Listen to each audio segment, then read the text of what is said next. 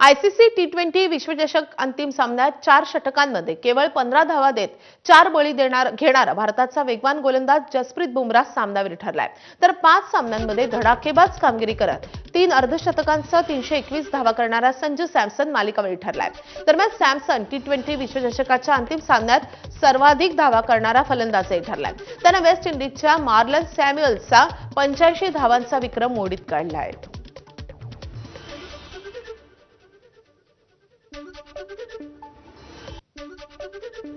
Team इंडियानं काल टी20 विश्वचषकावर नाव कोरलं आणि पुन्हा एकदा भारतीय क्रिकेटचं सुवर्णयुग अवतरल्याची जगभर ग्वाही फिरली आहे। गेल्या 3 वर्षात भारताच्या 3 प्रतिष्ठेच्या आयसीसी ट्रॉफी जिंकल्यात। त्यामध्ये 2024 मध्ये साऊथ आफ्रिकेला नमवत टी20 विश्वविजेतेपद पटकावलं। त्यानंतर गेल्या वर्षी मार्च महिन्यातच भारतानं न्यूझीलंडला धूळ चारत चॅम्पियन्स ट्रॉफी जिंकली आणि आता यावर्षी पुन्हा न्यूझीलंडचाच पराभव करत टी20 विश्वचषक पटकावलाय। एवढंच नाही तर गेल्या वर्षी नोव्हेंबर महिन्यात भारताच्या महिला संघानं तुफान पराक्रम गाजवत विश्वचषक पटकावला होता। तर यावर्षी फेब्रुवारीत आयुष म्हात्रेच्या नेतृत्वात भारताच्या अंडर-19 संघानं देखील वर्ल्ड कपवर आपलं नाव कोरलंय। तर 2024 पासून भारताची ही विजयी घोडदौड सुरू आहे। भारताचा पुरुषांचा क्रिकेट संघ असो, अंडर-19चा संघ असो की महिला संघ असो, सगळ्याच संघांनी जोरदार कामगिरी बजावलेली आहे। त्यांनी त्यांच्या प्रकारातील विश्वचषक पटकावलेला आहे आणि त्यामुळे क्रिकेटचं सुवर्णयुग आता पाहायला मिळत आहे। 2024 पासून भारतीय संघ हा महत्त्वाच्या सगळ्याच ट्रॉफी जिंकत आलाय।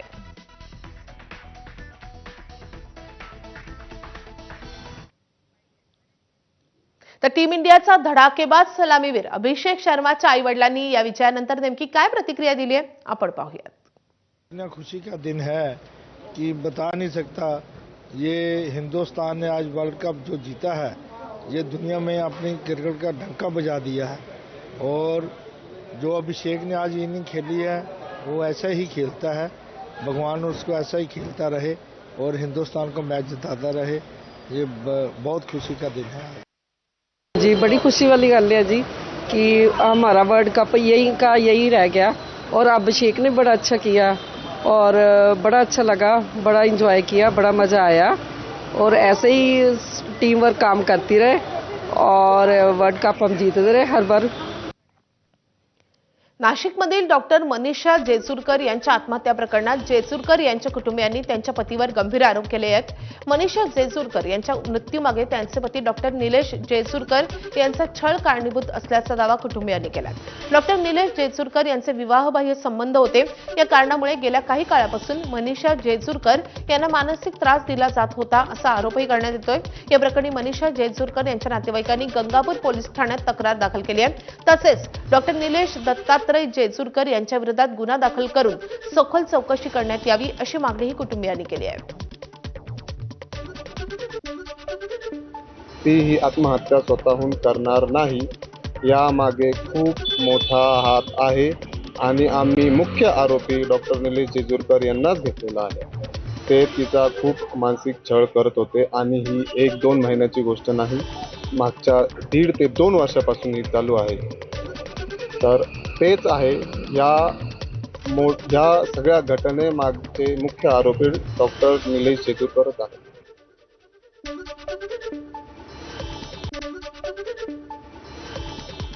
छोट्या गोष्टींवरही यांचे वाद होत राहिले आणि माझ्या ताईने जितका सांभाळायचा प्रयत्न केला, त्यांच्या आयुष्यात कोणी राहणार नाही, येणार नाही एवढं सांभाळून घेतलं ताईंनी। पूर्ण जेचुरकर फॅमिलीची रिस्पेक्ट, ट्रस्ट आणि इज्जत माझ्या ताईने इतक्या वर्ष सहन करून घेतली, गिळून घेतली, याचा त्यांनी मोबदला आम्हाला कशा पद्धतीने दिला। तुम्हाला जपलं, आज ते सायकाट्रिस्ट आहेत, त्यांच्याच घरात असं चालू आहे, हे जर जगाला कळालं तर त्यांचे काय राहणार।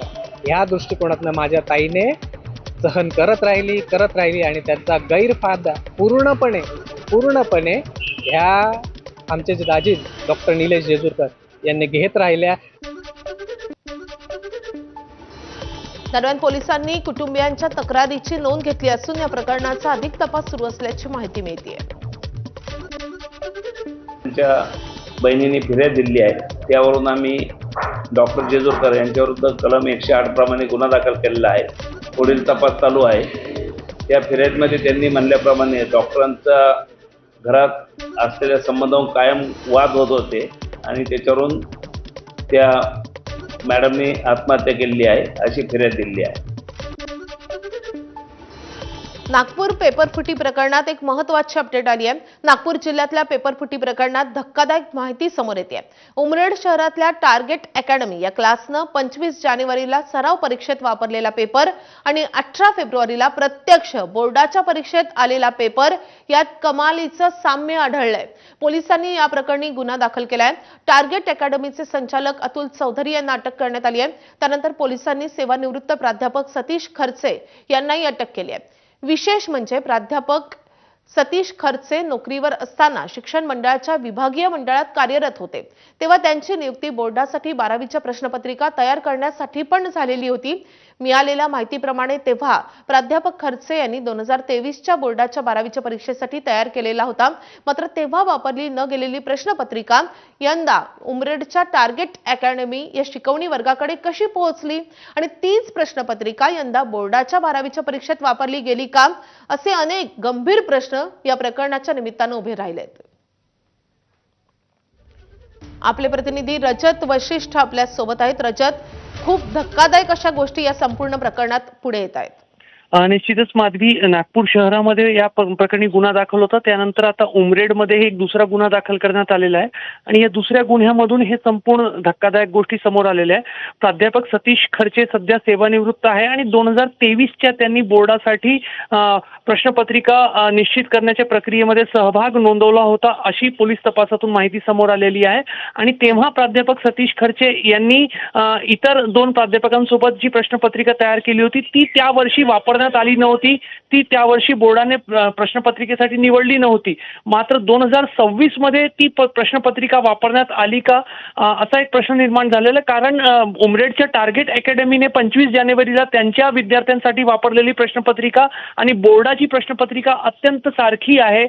सध्या तरी या संदर्भात स्पष्ट खुलासा झालेला नाही. मात्र पोलीस या घटनेचा आणि या संपूर्ण प्रक्रियेचा तपास करत आहे आणि कुठंतरी बोर्डाच्या संपूर्ण यंत्रणेमध्ये कुठेतरी लिकेजेस होते का आणि तिथूनच ही प्रश्नपत्रिका बाहेर आली का आणि ती टार्गेट अकॅडमीच्या विद्यार्थ्यांना मिळाली होती का, असे अनेक प्रश्न सध्या पोलिसांसमोर तपासात आहेत. नक्कीच खूप गंभीर असे प्रश्न उपस्थित झालेले आहे. आता या सगळ्या प्रकरणामध्ये आणखी कुणाचं नाव येतं, कोण कोण आता आणखी आरोपी सापडतात हे पाहणंही महत्त्वाचं असणार आहे. रजत, अपडेट घेत राहू. सध्या धन्यवाद या सगळ्या सविस्तर माहितीसाठी.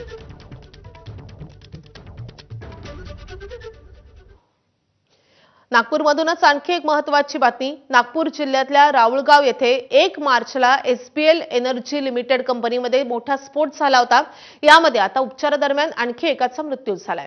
रोशनी उमाठे या 32 वर्षीय कामगाराचा काल उपचारादरम्यान ऑरेंज सिटी रुग्णालयात मृत्यू झालेला आहे आणि त्यामुळे आतापर्यंत स्फोटात 22 जणांचा मृत्यू झालाय. SBL कंपनीकडून सरकारी नियमांना केराची टोपली दाखवत सुरक्षा नियमांचं थेट उल्लंघन करण्यात आल्याचा ठपका या कंपनीवर ठेवण्यात आला आहे.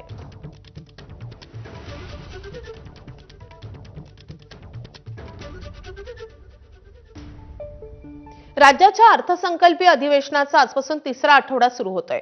अर्थसंकल्पावर आजपासून चर्चा सुरू असून राज्याची आर्थिक परिस्थिती आणि झालेल्या घोषणा या संदर्भात आज विरोधक सरकारला जाब विचारतील. तर महिला दिनाच्या निमित्तानं विधानसभेत अध्यक्ष प्रस्ताव आणतील, त्यावरही चर्चा केली जाईल. त्यानंतर सत्ताधारी आणि विरोधक यांच्या 293च्या प्रस्तावावर देखील चर्चा होईल.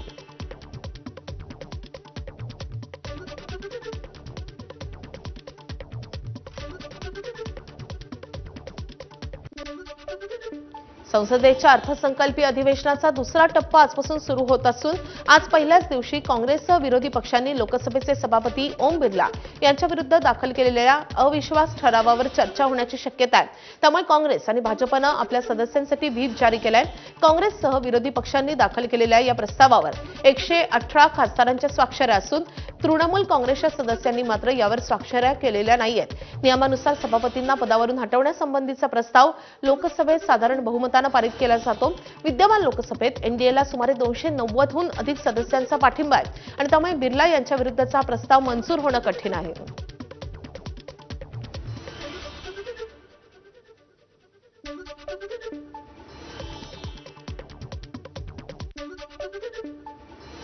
और एक ऐसे स्पीकर महोदय हैं जो सांसदों का सर्वाधिक सम्मान करने का स्वभाव रखते हैं और कभी-कभी कुछ बड़े घरानों के अहंकारी उत्पाती अगर कोई छात्र आ भी जाते हैं, वो अपना हुड़दंग करने की आदत तो छोड़ते नहीं है, तो भी वो सदन के मुखिया की तरह सबको संभालते हैं,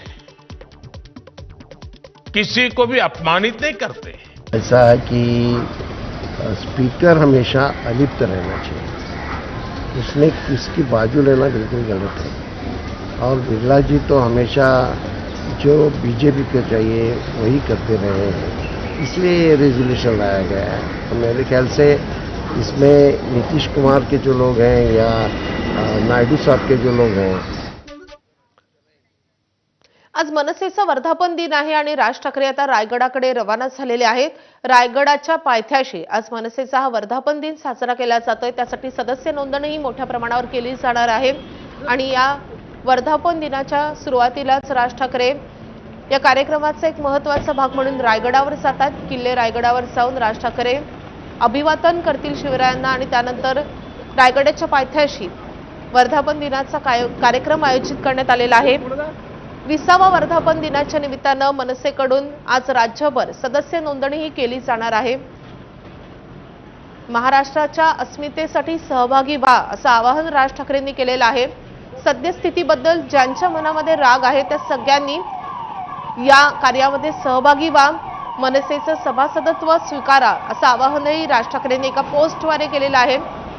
आज रायगडाच्या पायथ्याशी मनसेचा हा वर्धापन दिनाचा कार्यक्रम आयोजित करण्यात आलेला आहे आणि या कार्यक्रमासाठीच राज ठाकरे हे रवाना होत आहेत। राज ठाकरे किल्ले रायगडाकडे रवाना झालेले आहेत। शिवरायांना ते अभिवादन करतील, त्यांच्यासोबत सगळे मनसेचे प्रमुख नेते असतील। राज ठाकरे स्वतः ड्रायव्हिंग करत आता रवाना होत आहेत। आपण हे दृश्य पाहतोय, हॉटेलमधून आता राज ठाकरे रायगडाकडे रवाना होत आहेत। स्वतः ड्रायव्हिंग करत आता राज ठाकरे रवाना झालेले आहेत। त्यानंतर रोपवेद्वारे ते आता रायगडावर जातील, शिवरायांना अभिवादन करतील आणि त्यानंतर रायगडाच्या पायथ्याशी हा वर्धापन दिनाचा कार्यक्रम आयोजित करण्यात आलेला आहे। मनसेचाच 20वा वर्धापन दिन आहे आणि त्यानिमित्तानं या वर्धापन दिनाच्या कार्यक्रमाचं रायगडाच्या पायथ्याशी आयोजन करण्यात आलं आहे। आपले प्रतिनिधी अमोल मोरे आपल्या सोबत आहेत। अमोल, राज ठाकरे आता रवाना झालेले आहेत रायगडाकडे, आता पुढचा दिवसभराचा कार्यक्रम कसा असेल? माधवी, जसं तू यापूर्वी म्हटले त्यानुसार आता ते निघालेत। ते 20वा हॉटेल या ठिकाणी थांबले होते आणि साधारणपणे अर्धा तास त्यांना एक अंदाजे आपण धरून चाललोय की रायगडाला पोहोचायला किमान त्यांना लागेल। अर्थात इथे पोहोचल्यानंतर ते छत्रपती मस्तक होतील, किल्ले रायगडावरती जातील आणि तिथून खाली आल्यानंतर ते त्या ठिकाणी कार्यकर्त्यांना संबोधित करतील। त्यामुळे एकंदर आजच्या वर्धापन दिनी अर्थात सदस्य नोंदणी अभियान किंवा याची जरी सुरुवात होत असते आजपासून तर सदस्य नोंदणी केली जाईल नव्यानं, पण त्याच वेळेला एकंदर ते आपले छोटेखानी भाषण त्यांचं या ठिकाणी होईल आणि इथं राज ठाकरे नेमकं काय भाषण करणार ते देखील पाहावं लागेल। कारण की आपल्या सगळ्यांना माहिती आहे की 19 तारीखला शिवतीर्थावरती देखील सभा होत असते, त्यावेळी देखील राज ठाकरेंचं त्या ठिकाणी अशा ह्या सगळ्या जरी गोष्टी असतात तरी वर्धापन दिनानिमित्त मात्र कार्यकर्त्यांना कशा पद्धतीने काय मंत्र दिला जातोय, काय संदेश दिला जातोय, तो किल्ले रायगडच्या साक्षीनं हे देखील आपल्याला पाहावं लागणार आहे। माधवी, नक्कीच अमोल, दिवसभरातल्या या कार्यक्रमाचे अपडेट तुमच्याकडून जाणून घेत राहू। सध्या धन्यवाद या माहितीसाठी। तर मनसेच्या वर्धापन दिनाचा कार्यक्रम आज होणार आहे। तर ज्यांना सध्या परिस्थितीबद्दल राग आहे अशा सगळ्यांना आपल्या नवनिर्माणाच्या ध्येयासोबत जोडून घ्यायचं असं राज ठाकरेंनी सगळ्यांना आवाहन केलंय।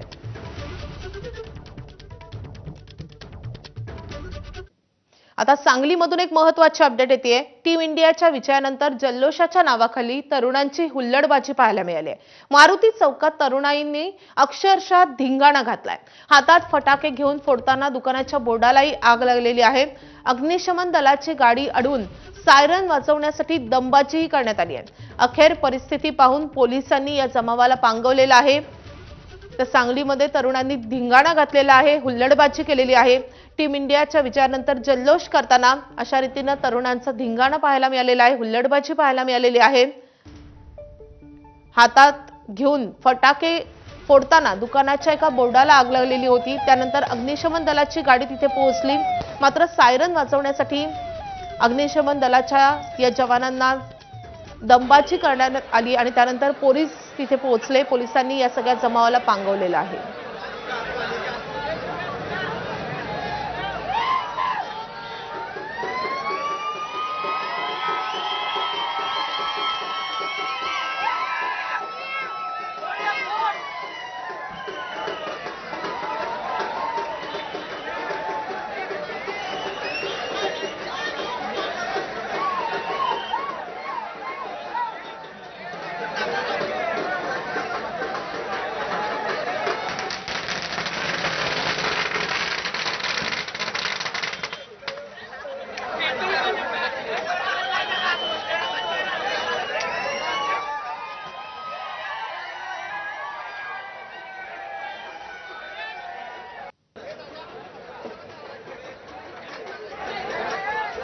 आपले प्रतिनिधी कुलदीप माने आपल्या सोबत आहेत. कुलदीप, नेमकं काय घडलं होतं?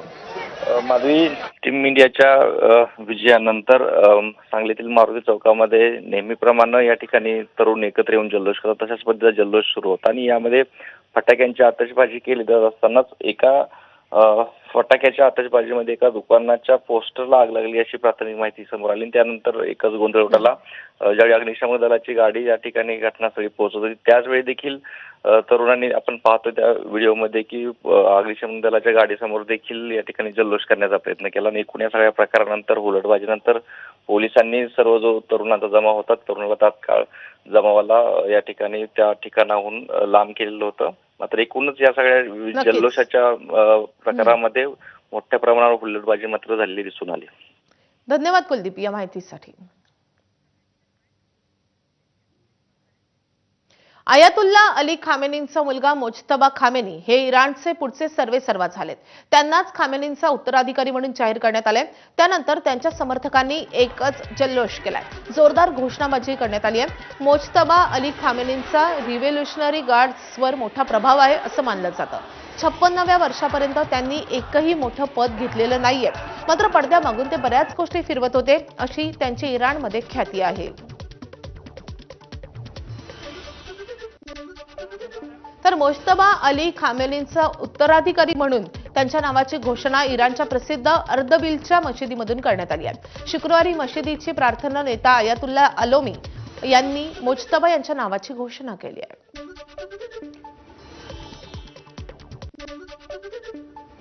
तर इराणच्या सर्वोच्च नेतेपदी मुज्तबा खामेनींची निवड झाली आहे आणि यानंतर अमेरिकेचे अध्यक्ष डोनाल्ड ट्रम्प यांनी इराणला पुन्हा एकदा धमकी दिली आहे. माझ्या संमतीशिवाय सर्वोच्च नेता टिकणार नाही असं ट्रम्प यांनी म्हटलंय. तर ट्रम्प यांच्या धमकीला इराणच्या परराष्ट्र मंत्र्यांनी प्रत्युत्तर दिलंय. नवीन नेत्याच्या निवडीत अमेरिका हस्तक्षेप करू शकत नाही. इराणी जनतेला त्यांचा सर्वोच्च नेता निवडण्याचा अधिकार आहे असं इराणनं म्हटलंय. तर मुज्तबा यांच्या नावाच्या घोषणेनंतर इस्रायलनेही इराणला धमकी दिलेली आहे. इस्रायलच्या संसदेचे अध्यक्ष आमिर ओहाना यांनी सोशल मीडियावर मुज्तबा खामेनी यांना ठार करण्याचा इशारा दिला आहे. तर इस्रायलनं इराणच्या राजधानीवर पुन्हा एकदा जोरदार मारा केलाय. तेहरानमध्ये असलेल्या वायुदलाच्या मुख्यालयावर मारा करत ते बेचिराग करून टाकण्यात आले. इस्रायली फोर्सेसचे प्रवक्ते जनरल एफी डेफ्रीन यांनी दिलेल्या माहितीनुसार इराणच्या 140 ठिकाणांवर मारा करण्यात आलाय. अमेरिकेचे राष्ट्राध्यक्ष डोनाल्ड ट्रम्प यांनी यूएईचे अध्यक्ष शेख मोहम्मद बिन झायद अल नाहयान यांच्याशी फोनवरून चर्चा केली आहे. आखाती देशात सुरू असलेल्या युद्धाबाबत तसंच इराणचे यूएई आणि देशावर शेजारील देशांवर हल्ल्याबाबत दोघांमध्ये चर्चा झाल्याची माहिती आहे. इराणसोबत सुरू असलेल्या युद्धादरम्यान इस्रायली सैन्यानं मोठं वक्तव्य केलंय. इराणसोबतचं युद्ध दीर्घकाळ चालेल असं इस्रायली सैन्यानं म्हटलंय. आपल्याला धैर्य आणि संयम दाखवण्याची गरज आहे. युद्ध संपण्यास बराच वेळ लागेल असंही इस्रायली सैन्यानं म्हटलंय. अमेरिका इस्रायल विरुद्ध इराण युद्धामुळे कच्च्या तेलाचे दर $100 प्रति बॅरलच्या वर गेलेत. मात्र किमतीतील ही वाढ काही काळासाठीच असेल असा दावा अमेरिकेचे अध्यक्ष डोनाल्ड ट्रम्प यांनी केलाय.